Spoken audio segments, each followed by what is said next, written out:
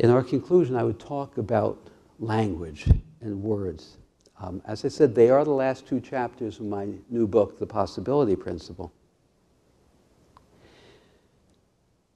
I read some time ago that there is a movement in language towards speaking and writing without using the to-be verbs.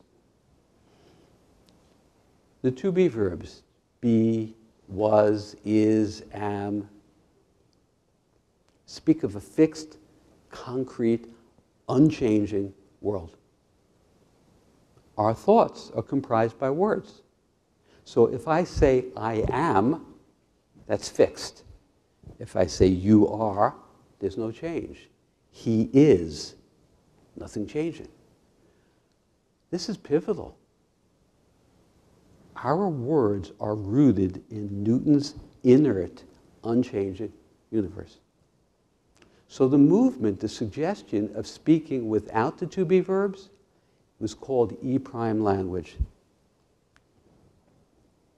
I wrote the last chapter of my book without using to-be verbs. Now, let's see what it does. Instead of saying I am, I say I think, I feel, I believe. It gives me subjective, participatory ownership of my thoughts and feelings. And when I speak that way, I am not telling you you're wrong. You are wrong. I am right. I may say,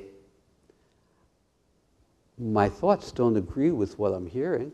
That's a subjective representation. When we speak without to-be verbs, at first it feels awkward. But by the way, people who are fearful of asserting their voice, who have issues with authority, when I teach them speaking without to-be, it's a tremendous release because they realize they can't be wrong. They're not making objective statements. And in couples work, it is such a powerful tool. It also takes us out of the passive voice, out of the state of victimhood, because I can't say I am. So in teaching this process one night in one of my emergent thinking groups, a gentleman in the group who had hardly said anything for the 8 weeks that I was teaching the group, I asked everybody to share a confining wave collapse, a core belief about themselves. And he said, I am nothing, I am empty. Paused for a few moments, and I said, now could you say that without using a to-be verb? And he said, I feel like nothing, I feel empty.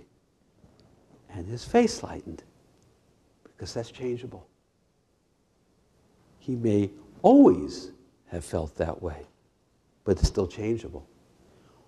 It's so important to pay attention to these words. Now, it's awkward at first. I'm sure speaking today, I've used the to-be verb countless times, but when I am in an important conversation or conducting therapy, I imagine I don't use those words very often because I can't free myself completely from that archaic, outmoded, constraining worldview if I continue to construct thoughts based upon words that speak that language.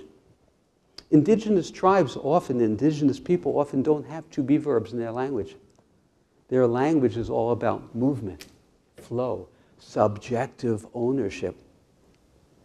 Very, very important piece of this shift.